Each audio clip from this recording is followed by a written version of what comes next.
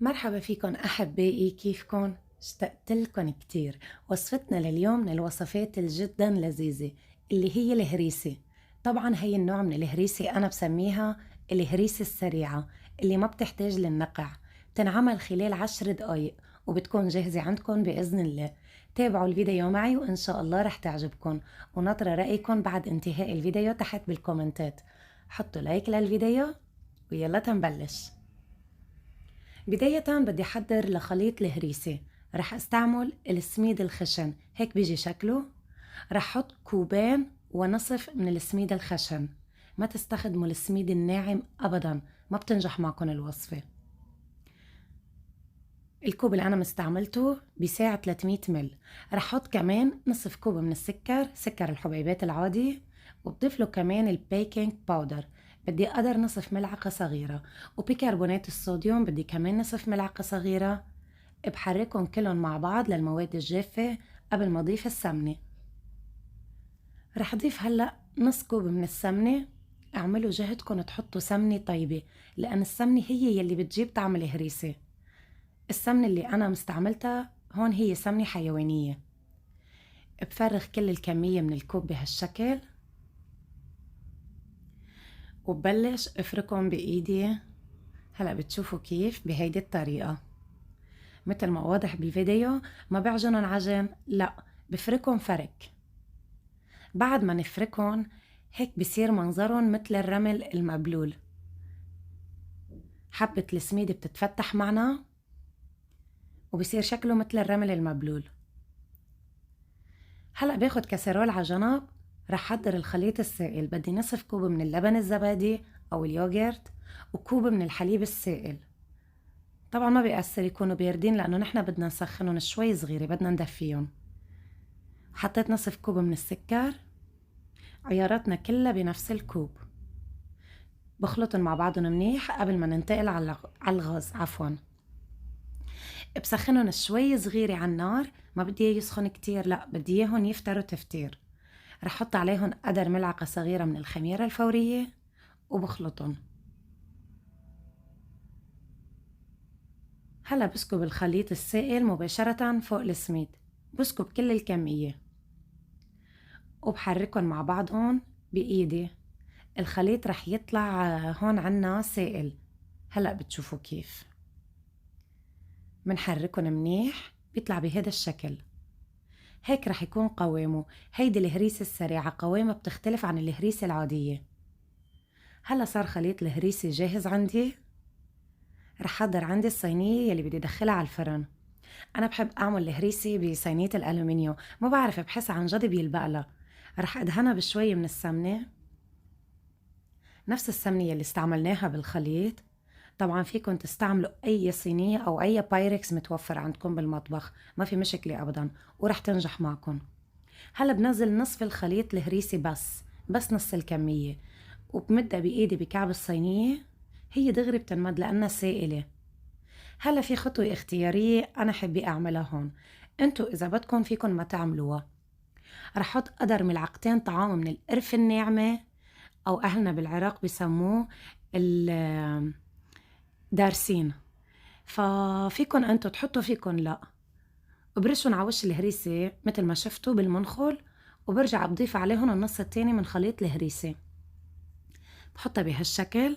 رح تنمد معنا بكل سهولة، ما تعتلوا هم، لأن الخليط سائل، فما رح يعذبكن أبدا. هيك بهدوء بوسط الملعقة شوي شوي بمد الهريسة على كل سطح الصينية. هلأ صينيتنا صارت جاهزة.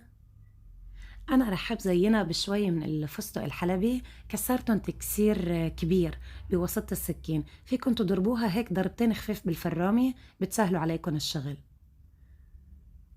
الناس اللي ما عندهم فرامة اعملوه بالسكينة كمان بيمشي الحال. برش كل الكمية على الصينية. الكميات اختيارية بالنسبة للفستق، حطوا قد ما انتو بدكن. وهذا ايد ابني هونيك طالع معي بالفيديو. دايما بهيك وصفات طيبة الأولاد بيكونوا حوالي بالمطبخ، أحيانا بخليهم يساعدوني ينبسطوا، أحيانا بس بيتفرجوا حسب الوصفة.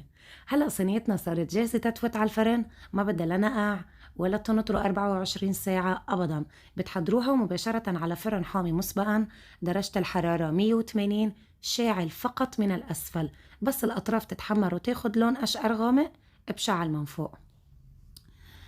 بهيدي المرحلة رح جهز للقطر أو الشيرة. القطر بدها تكون سخنة، مشان هيك أنا بس دخل الصينية على الفرن بجهز القطر. بدي 3 أكواب من السكر، بضيف عليهم كوبين من المي، مثل ما اتفقنا العيارات كلها بتكون بنفس الكوب لتنجح معنا الوصفة. بضيف كمان قدر ملعقتين طعام من السمنة، نفس السمنة الحيوانية اللي استعملناها بخليط الهريسة، وعصرة حامض الليمون أو شريحة من الحامض، مثل بعضها ما بتفرق أبدا. إذا ما عندكم حامض حطوا لومي، ملح الليمون قدر ملعقة شاي صغيرة كمان منيح. وقعت مني بذرة شلتها بالملعقة مش الحال. هلا بنقل الطنجرة على الغاز وبتركها تغلي لمدة 8 دقائق. بهالأثناء هريستنا صارت تقريبا جاهزة. شايفين كيف بلشت تاخد اللون؟ هذا اللون الذهبي الحلو. حقيقة هيدي الهريسة طعمتها بتنافس هريسة المحلات بدون مبالغة. انتو جربوها واحكموا بنفسكن. مثل ما اتفقنا بس الأطراف تاخد لون شعله من فوق. الصينية هلا طلعتها من الفرن، رح بلش اسقيها بالقطر. الهريسة سخنة والقطر ساخن، بسقيها شوي شوي، نسقيها بكل كمية القطر.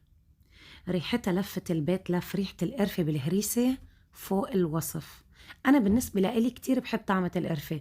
انتو إذا ما بتحبوا القرفة فيكن تستغنوا عنها، يعني هيك مباشرة بتحطوا كل كمية الهريسة بالصينية وبتدخلوها على الفرن. هلا هون هريستنا صارت جاهزة. في ملاحظة جدا مهمة بدي أقولها، إنه ضروري نترك الهريسة تبرد تماما قبل ما تقطعوها، وإلا بتفرط معكم. هاي من أساسيات شروط نجاح الهريسة. قطعوها بالشكل اللي انتو بتحبوها من بعد ما تبرد. أنا قطعتها على شكل مربعات مثل ما بيقطعوها عادة بالمحلات، بهذا الشكل. هلا رح ارفع قدامكن قطعة تفرجيكن قلبها من جوا كيف. حفرجيكن طبقة القرفة من جوا، طبقة القرفة اللي بالنص منظرها شو حلو، طالع عنا خط بالنص مرتبة من القرفة. على فكرة هاي الهريسة بتطول عندكن كتير، يعني ممكن تضل عندكن شهر أو أكتر من شهر وما بيصير عليها أي شي وما بتخرب.